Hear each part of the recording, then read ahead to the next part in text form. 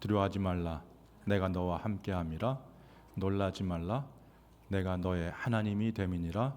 내가 너를 굳세게 하리라. 참으로 너를 도와주리라. 참으로 나의 의로운 오른손으로 너를 붙들리라. 오늘 하나님께서 은혜의 날개로 여러분들을 덮어주셔서 말씀 가운데 굳세게 하시고 도와주시고 붙드시는 역사가 있기를 주님의 이름으로 축원합니다. 오늘 정성수 목사님 찬양팀 너무 감사합니다. 여러분들의 찬양이 하나님의 임재 앞으로 더욱 가까이 나아갈 수 있도록 도와주셨습니다. 사실은 비전교회는 여러 번 와서 설교를 해가지고 예화를 쓸 때 약간 주저가 됩니다. 이거 한 번 했던 거 아닐까? 그래도 한번 해보겠습니다. 제가 대학 때 소개팅을 했는데 소개팅하고 만남이 이어지지는 않았습니다. 그래서 제가 그분 이름도 모르겠고 만나도 서로 못 알아볼 텐데 그분이 저에게 보내셨던 엽서의 마지막 한 문장은 죽을 때까지 못 잊을 것 같아요. 그 엽서의 마지막 문장이 뭐였냐면 뜨거운 여름, 여름보다 더 뜨거운 비전으로 이겨내시길. 와, 이 문장은 죽어도 못 잊을 것 같아요.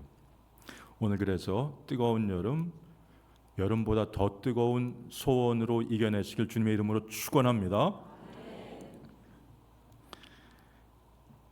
버킷리스트라는 게 있습니다. 이게 이제 죽기 전에 꼭 하고 싶은 일이나 달성하고 싶은 목표를 적은 목록을 의미합니다. 여러분들은 혹시 이 버킷리스트, 내가 죽기 전에 이것만큼은 꼭 하고 싶다라고 하는 것에 무엇이 적혀 있으신가요? 자, 그러면 이제 제가 생각을 잠깐 바꿔서 이렇게 질문해 보겠습니다.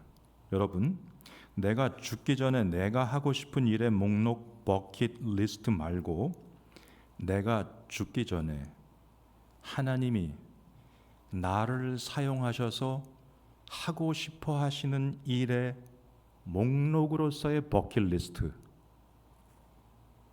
있다면 거기에 무엇이 적혀 있을까요? 너희 안에서 행하시는 이는 하나님이시니 자기의 기쁘신 뜻을 위하여 너희에게 소원을 두고 행하게 하시나니.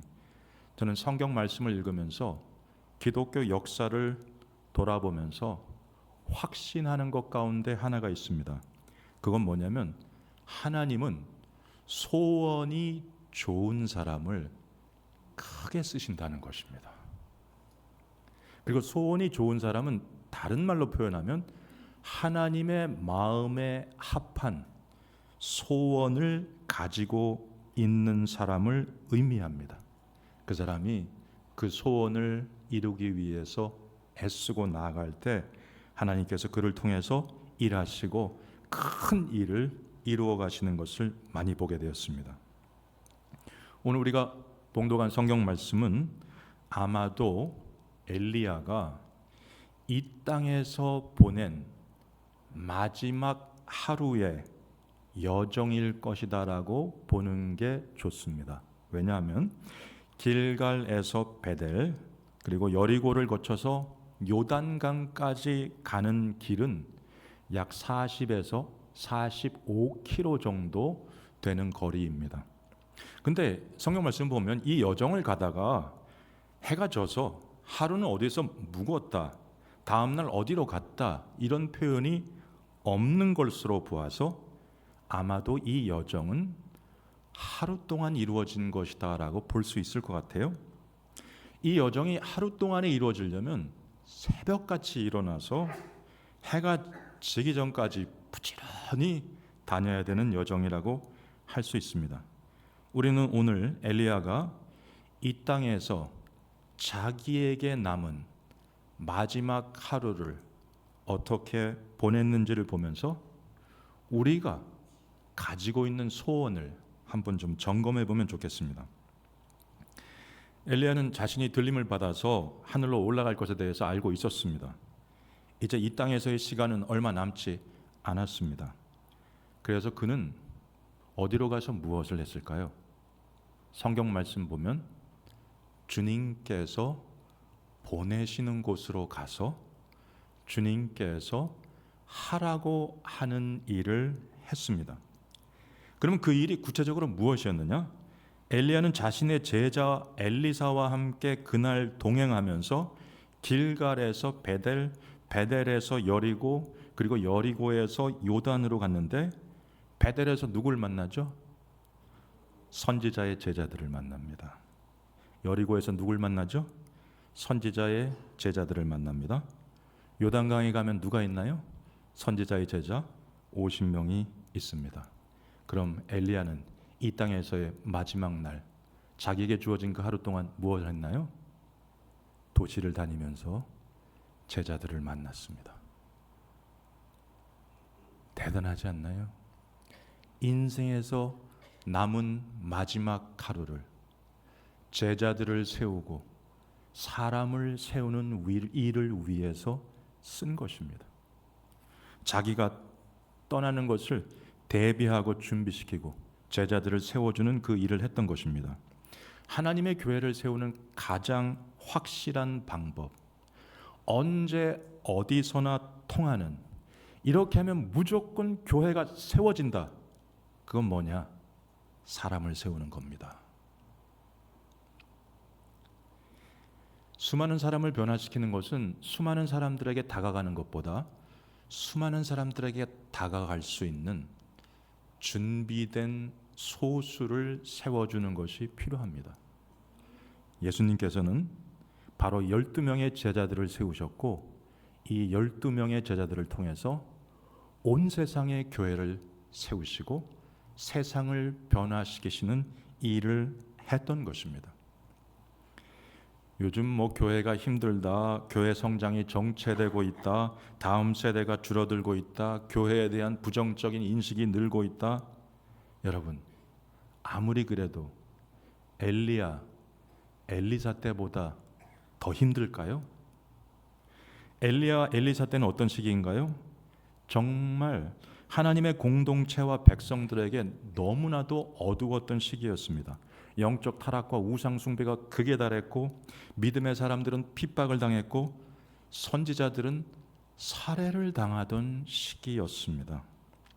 그래도 그 시기에 하나님께서 어두운 시대를 밝히고 교회를 세우시기 위해서 엘리야와 엘리사를 통해서 무엇을 하십니까? 제자들을 세우고 사람들을 세우는 일을 한 것입니다. 이제 여러분들이 내가 한번 엘리야가 됐다고 한번 가정해 보시기 바랍니다. 여러분들이 선지자 그룹의 리더예요. 근데 이제 내가 곧 들림을 받아서 이 세상을 떠난다고 생각해 보세요. 그러면 시급하게 뭘 해야 할 것 같으세요? 내가 리더인데 떠나요. 아마도 차기 리더를 세우는 일을 해야 되겠죠. 그래서 차기 리더를 세우기 위해서 오늘 성경 말씀 보면 엘리야가 무엇을 했는지가 나옵니다. 이 엘리야는 밭을 갈고 있던 제자 엘리사에게 겉옷을 던지면서 불렀고 사제의 연을 맺었습니다. 이후에 엘리사는 모든 소유를 버리고 스승을 섬겼습니다. 이런 이력이 있기 때문에 엘리야는 엘리사에 대해서 너무 잘 알고 있었습니다. 그리고 그가 차기 리더로서의 자격이 있다는 것도 이미 알고 있었을 것입니다. 근데 성경 말씀을 보면 돌다리도 두드려보고 건넌다고 마지막까지 엘리사를 점검합니다. 어떻게 점검하냐면 이미 말씀드린 대로 이 엘리야는 사람을 세우는 일에 진심이에요. 근데 엘리야가 엘리사에게 이런 말을 해요. 가는 곳마다에서 너는 여기 머물라, 여호와께서 나를 어디로 보내신다, 이렇게 말해요. 너는 여기 머물라. 이건 무슨 뜻이냐면 하나님이 보내시는 곳에 가서 사람을 세우는 그 일을 스승이 시키니까 하는 것이 아니라 진짜 자발적으로 그 일을 중요하게 생각하면서 하는 사람인지를 마지막까지 계속 확인한 거예요.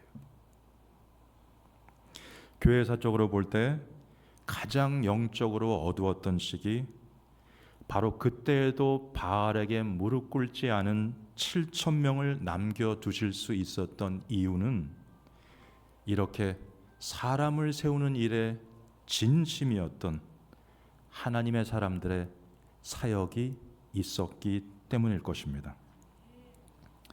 엘리야가 이 땅에서의 마지막 날 한 일은 제자들을 찾아가서 세우는 거였고, 다음 리더가 될 사람을 확인하고 세워주는 거였고, 세 번째로 한 일은 하나님이 역사하실 때 어떤 일이 일어날 수 있는지를 눈으로 보고 배울 수 있도록 한 것입니다. 엘리야는 엘리사와 함께 요단강 앞에 섰어요. 그리고 겉옷을 말아서 물을 치면서 요단 강물이 갈라지게 했습니다. 엘리야는 들림받는 마지막 순간까지 차기 리더에게 하나님이 역사하실 때 어떤 일이 일어날 수 있는지를 실물 교훈을 주었던 것입니다. 그리고 이제 차기 리더에게 정말 마지막 순간, 들림을 받기 직전 내가 뭐 도와줄 것이 없겠느냐 이렇게 묻습니다. 바로 그리고 이것이 그가 땅에서 남은 마지막 하루의 한 가장 마지막 일이었습니다. 내가 너를 위해서 무엇을 해줄까? 이렇게 물었어요. 그러자 엘리사는 당신의 성령이 하시는 역사가 갑절이나 내게 있게 해주십시오, 이렇게 고백하죠. 이 성령의 역사가 갑절이나 있게 해달라는 것에 대해서 신학자들 가운데 이렇게 해석하는 사람들이 있습니다. 구약 시대에는 아들들에게 유산을 물려줄 때 큰아들에게 다른 아들보다 두 몫을 줬어요. 그래서 아마 이 부분이 성령의 영감의 갑절을 구하는 것이 영적 장자가 되게 해달라는, 사역의 계승자가 되게 해달라는 것으로 해석하는 신학자가 있습니다. 근데 또 저는 이렇게 볼 수도 있다고 생각해요. 첫째, 엘리사는 알았습니다.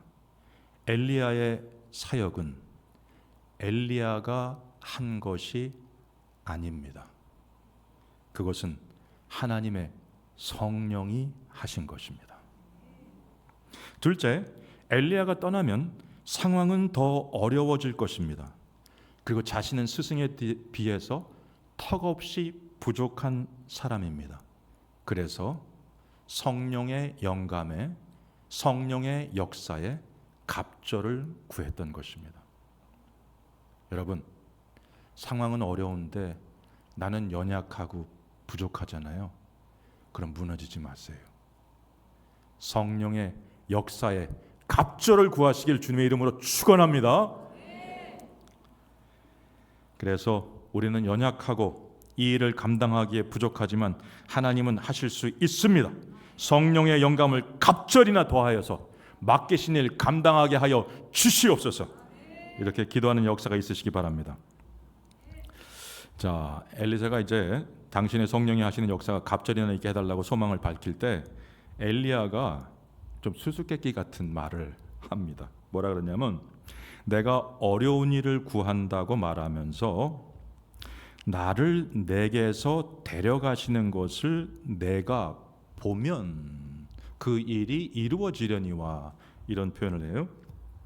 여러분, 성령이 역사하시는, 성령이 충만한 사람들은 어떤 사람들일까요?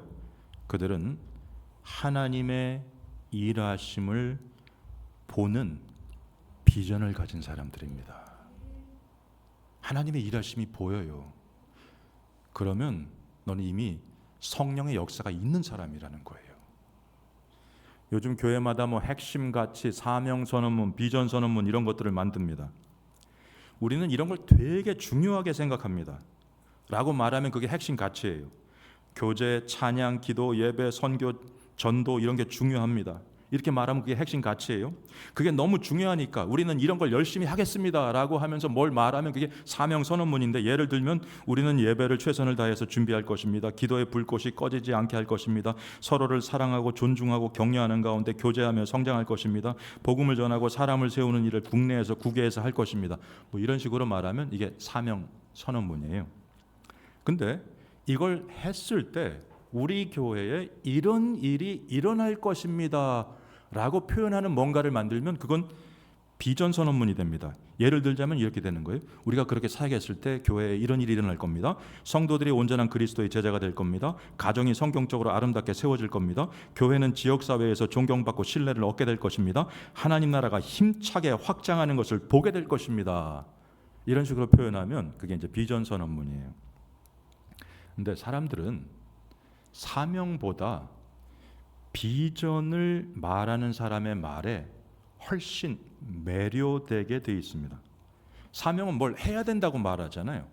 근데 비전은 그 일을 했을 때 이런 아름다운 일이 일어날 겁니다라고 말하면서 사람들로 하여금 기대감을 갖게 하죠. 그래서 사람을 움직이는 리더들 가운데는 비전가들이 많아요. 자, 어떻게 비전이 사람을 움직이는지를 제가 자녀 교육의 예를 들어서 한번 설명해 보겠습니다. 야, 너 왜 이렇게 놀기만 하니? 공부 좀 해. 하면 사명을 말한 거예요. 근데 이렇게 말하는 거예요. 우리 아들 이번 방학에 공부하는 습관을 조금만 기르면 학교 가서 가을에 수업이 되게 재밌어질 텐데 라고 말하면 사명과 비전을 같이 말한 거예요. 저는요, 이런 소망이 있어요. 하나님, 우리나라의 모든 부모님들이, 모든 소그룹 리더들이, 모든 선생님들이, 목회자들이 사명 언어와 비전 언어를 적절히 쓸 수 있는 사람이 되게 해주십시오. 사람들은 사실 누구나 비전 언어를 쓰는 사람들을 만날 때 마음이 더 편해요. 그래서 부모님과 함께 있을 때보다 할아버지 할머니랑 있을 때 애들이 마음 편해할 때가 많아요. 왜냐하면 부모님들은 사명 언어를 많이 써요. 공부 좀 해라 그러는데 할아버지 할머니들은 이렇게 말씀하시죠. 너는 이런 사람이 될 거야. 그죠? 그래서 저는 여러분들이 이제 모든 부모님들이 가르치는 직임을 가지고 있는 모든 사람들이 다음 세대에게 이렇게 사명 언어와 비전 언어를 적절히 잘 섞어서 사용하면서 다음 세대를 세워가는 사람들이 되시길 주님의 이름으로 축원합니다. 자, 이 성경적인 비전이라고 하는 것은 사실 우리가 뭘 해서 우리가 이렇게 아름다운 미래를 만들자 뭐 이런 건 아닙니다. 성경적인 비전은 하나님이 주시는 사명이고, 그리고 이걸 할 때 우리가 하나님께서 우리에게 이런 아름다운 미래를 주실 겁니다라고 말하는 거예요. 근데 성경적인 비전을 가지고 성령의 역사가 강력하게 있는 사람들은요, 사실 일의 초기 단계부터 하나님의 일하심을 볼 줄 압니다. 지금 여기 하나님이 일하고 계십니다. 하나님이 이 일을 성취하실 것입니다. 우리가 이 일에 동참할 때 하나님께서는 우리에게 이렇게 아름다운 미래를 열어 주실 것입니다. 저는 사실 담임 목사님께서 이번 안식월을 통해서 하나님께서 주시는 사명 언어, 비전 언어를 잘 준비해서 오실 것이라고 확신합니다. 엘리사는 하나님의 일하심을 보는 사람이었습니다. 그래서 그의 눈에는 불수레와 불말이 보였습니다. 회오리 바람과 함께 엘리야가 하늘로 올려지는 것이 보였습니다. 성령의 영감이 충만한 사람들은 하나님의 일하심을 명확하게 보는 것입니다. 그러므로 우리는 이 어두운 시대에도 하나님의 일하심을 보는 눈을 달라고, 성령의 충만함을 입게 해달라고 기도드려야 합니다. 이 엘리사가 떠난 엘리야를 헤어지자마자 너무 헤어지자마자 너무 사무치게 그리워해요. 그러면서 이스라엘의 병거와 마병이라고 말하는 것을 볼 수가 있어요. 여러분, 이런 사람이 진짜 병거와 마병, 한 나라의 국력이에요. 말씀으로 제자들을 세워가는 사람들이요, 그분들이 진짜 국력이에요. 한 사람을 말씀으로 세우잖아요. 그럼 그 사람이 교회만 세우나요? 아니요. 건강한 가정을 꾸려요. 한 나라의 유능한 시민으로, 국민으로 살아갑니다. 하나님 말씀으로 사람을 세우는 그 일은 교회를 세우고 가정을 살리고 나라를 부강하게 하는 일이에요. 그래서 엘리사는 엘리야를 돌아보면서 이스라엘의 병거와 마병이요, 당신이 진짜 국력입니다, 이렇게 말한 거예요. 근데 사실 저는 오늘 봉독했던 성경 말씀 중에서 가장 오랜 시간 동안 씨름했던 구절은 엘리사가 엘리야를 향해서 내 아버지여, 내 아버지여라고 말했던 부분입니다. 선생님, 스승님이라고 부르지 않고 왜 내 아버지라고 부른 것일까요? 여러분, 혹시 그 성경에 남편에게 아내가 복종해야 된다는 구절 때문에 힘들어하시는 분 계세요? 제가 성경 앞뒤 문맥을 정확히 말씀드리면서 그 의미를 설명드릴게요. 원래 남편과 아내의 관계를 얘기하기 전에 성경 말씀 에베소서를 보시면 그리스도를 경외함으로 피차 복종하라는 성경 구절이 나오고, 그 다음에 남편과 아내의 관계가 나옵니다. 남편과 아내는요, 그리스도를 경외함으로 서로에게 피차 복종해야 합니다. 근데 아내는 그 복종을 남편을 존경하고 그의 말에 순종하는 것으로 표현합니다. 남편은 그리스도께서 교회를 위해서 자기 자신을 희생적으로 내어주시면서 사랑했던 것을 따라서 아내를 희생적으로 섬기고 사랑하면서 그 복종을 표현하는 것입니다. 여러분, 가정에서 남편이 그리고 아이들의 아버지가 존경받아야 되는 이유가 뭔가요? 명령하는 사람이니까? 돈 벌어주는 사람이니까? 아니에요. 희생하면서 사랑하기 때문이에요. 그렇게 희생하면서도 뭐가 좋은지 계속 사랑하기를 포기하지 않기 때문이에요. 오늘날 스승들은 바로 이와 같아야 돼요. 가정에서나 교회에서나 학교에서나 어디에서나 그리스도의 마음으로, 아버지의 마음으로 제자들을 사랑 가운데 가르쳐야 하는 것입니다. 저는 그러면 아무리 어두운 시대라도 사람이 변화될 거라고 확신합니다. 이 엘리야가 떠난 후에 엘리사가 첫 번째 한 일은 무엇이냐? 자신의 옷을 찢은 것입니다. 그리고 스승의 겉옷을 들고 요단강을 내리쳤어요. 그러면서 외쳐요. 엘리야의 하나님은 어디 계십니까? 여러분, 엘리사는 엘리야를 찾지 않았습니다. 누굴 찾았어요? 엘리야의 하나님을 찾았습니다. 엘리야가 떠나도 괜찮습니다. 우리 시대를 풍미하던 엄청나고 위대한 사람이 떠나도 괜찮습니다. 왜냐? 하나님이 살아 계시기 때문입니다. 모세를 통해서 홍해를 가르친 거는 하나님이 하신 거예요. 여호수아의 리더십하에 요단강을 갈라지게 하신 것도 하나님이 하신 거예요. 그 시절 그 사람이 그렇게 한 것이 아닙니다. 그 시절 하나님이 그렇게 하신 거예요. 오늘도 하나님께서는 동일하게 하나님의 사람들을 통해서 일하시는 것입니다. 엘리사는 아마도 이전의 나를 버리고 이제 더욱 하나님을 바라보리라, 하나님을 바라보면서 나아갔던 스승의 그 유산을 이어가겠다는 마음으로 옷을 찢고 스승의 겉옷을 쥐어들었을 것입니다. 그 옷에 무슨 기적적인 능력이 있어서가 아니라 바로 하나님만 바라보았던 그 스승의 유산을 잊지 않겠습니다 라는 마음으로 그 스승의 옷을 붙들었던 것입니다. 성령의 역사가 있는 사람들, 하나님의 일하심이 보입니다. 그런데 하나님의 일하심에 동참하면서 영적으로 미성숙한 사람들의 경우에는 하나님의 일하심을 제대로 못 볼 수가 있어요.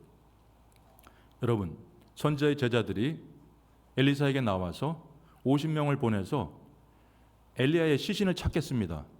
이 얘기를 왜 했을까요? 영적으로 미성숙했고 엘리야가 들림받는 것을 온전히 다 보지 못했어요. 엘리사는 성령의 역사 가운데 다 봤어요.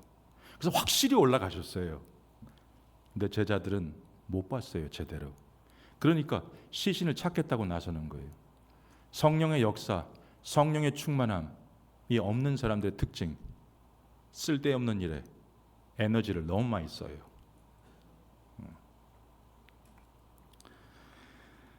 그래서 이제 시신을 찾겠습니다 라고 얘기를 하죠. 근데 엘리사는 그 엘리야의 시신을 찾는 게 쓸데없는 일이라는 것을 알고 있었어요. 스승은 들림을 받았으니까요. 근데도 제자들을 끝까지 말리진 않습니다. 왜냐하면 제자들은 실패를 통해서도 뭔가를 배울 수 있기 때문이죠. 제가 오늘 여러분들에게 위로가 되는 성경 구절을 하나 좀 소개해 드릴게요. 야고보서 1장 2절에서 4절에 이런 말씀이 있어요. 내 형제들아, 너희가 여러 가지 시험을 당하거든 온전히 기쁘게 여기라. 이는 너희 믿음의 시련이 인내를 만들어내는 줄 너희가 알미라.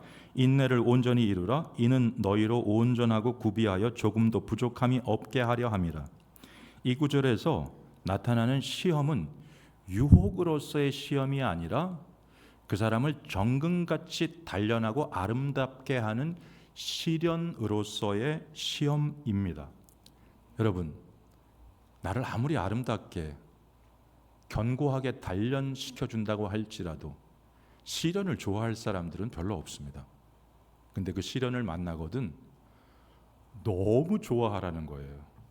왜냐하면 그 시련을 통해서 사람이 인내를 기른다는 거예요. 근데 인내를 기른 사람, 이런 사람이에요. 시련 가운데 하나님의 뜻을 알고 그 뜻을 따라 걷기를 포기하지 않고 계속 끝까지 인내하면서 나가는 사람을 야고보서 뭐라 했냐면 온전하여 구비하고 조금도 부족함이 없는 사람이라고 얘기했어요. 여러분은 온전하고 구비해서 조금도 부족함이 없는 사람 하면 누굴 떠올리세요? 화려한 경력, 엄청난 실적, 외모까지 너무 준수한 이런 사람을 떠올리잖아요. 근데 성경은요 이렇게 말씀하고 있어요. 시련 가운데서도 하나님이 원하시는 방향을 알아서 그 방향으로 끝까지 인내하면서 나가는 사람은 온전하고 구비하여 조금도 부족함이 없는 사람이라는 거예요. 다음 세대 사람을 세우는 일에 있어서 인내가 필요합니다. 그들에게서 미성숙함을 볼 때도 있고 어리석음을 볼 때도 있어요. 실패가 뻔한 길을 너무 우기면서 걸어서 정이 뚝 떨어질 때도 있어요. 그런데 우리는 그럴 때도 시련 가운데서도 인내하면서 하나님이 원하시는 방향을 끝까지 걸어가는 사람이 되어야 할 것입니다. 저는 오늘 설교 시간에 꼭 박수를 한번 치고 싶었어요.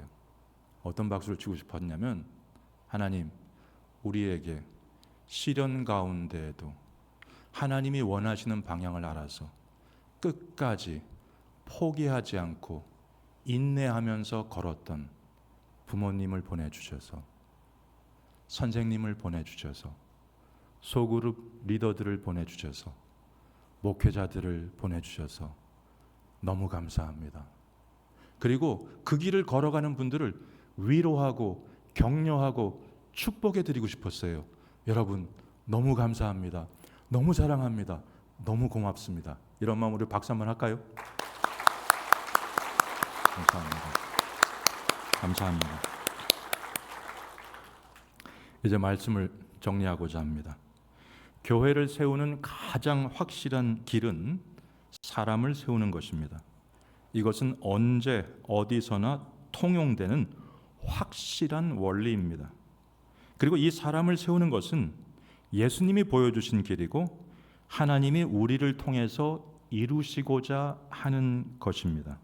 여러분, 혹시 이 일을 하다가 크게 변화가 일어나지 않았다고 할지라도 여러분들은 가장 효과적이고 확실하고 맞는 길을 걷고 계신 거니까 끝까지 가시면 됩니다. 그리고 상황이 어려우면 어려울수록 성령의 영감의 갑절, 성령의 역사의 갑절을 구하며 하나님의 일하심을 보고 동참하게 해달라고 기도해야 할 것입니다. 그리고 그냥 사명만을 말하는 사람이 아니라 하나님이 주시는 비전, 하나님이 이루어 가실 일에 대한 비전을 얘기해 줄 수 있는, 그래서 사람들로 하여금 꿈꾸게 만들 수 있는 그런 사람으로 저를 사용해 주시옵소서, 이렇게 기도해야 될 것입니다. 저는 사실 야고보서를 보다가 하나님에 대한 오해를 한 가지 풀었어요. 그건 뭔지 아세요? 저는 하나님을 이런 분으로 생각했었어요. 너 왜 그거밖에 못하니? 실적이 왜 그거밖에 안 돼? 라고 실적을 다그치는 CEO 같은 분이라고 생각했어요. 근데 야고보서 보면서 이걸 깨달았어요. 시련 속에서도 인내하며 포기하지 않고 사랑 가운데 그 길을 계속해서 걸어가는 사람들을 하나님께서 얘야 너는 온전하고 구비해서 부족함이 없는 자란다. 끝까지 달려라. 마지막에 내가 너를 만나는 날 꼭 안아줄게. 야고보서를 보면서 그걸 깨달았어요. 그래서 오늘 우리 같이 기도할 텐데요. 기도 제목 2가지 정도 드릴 테니까 같이 기도할게요. 첫 번째 기도 제목은 뭐냐면 하나님 아버지의 마음으로 사랑 안에서 인내하면서 사람을 세워가는 그 길을 계속 걸어가게 해주십시오. 그리고 상황이 어려우면 성령의 영감의 갑절을 구하게 해주시고 믿음의 선진들이 걸었던 길을 따라가며 하나님의 일하심을 볼 줄 아는 비전을 가지게 해주십시오. 그래서 우리 주님의 이름을 한번 부르고 한 2-3분 정도 기도하는 시간 가졌으면 좋겠습니다. 주님의 이름을 한번 부르겠습니다. 주여! 주님 참으로 감사합니다.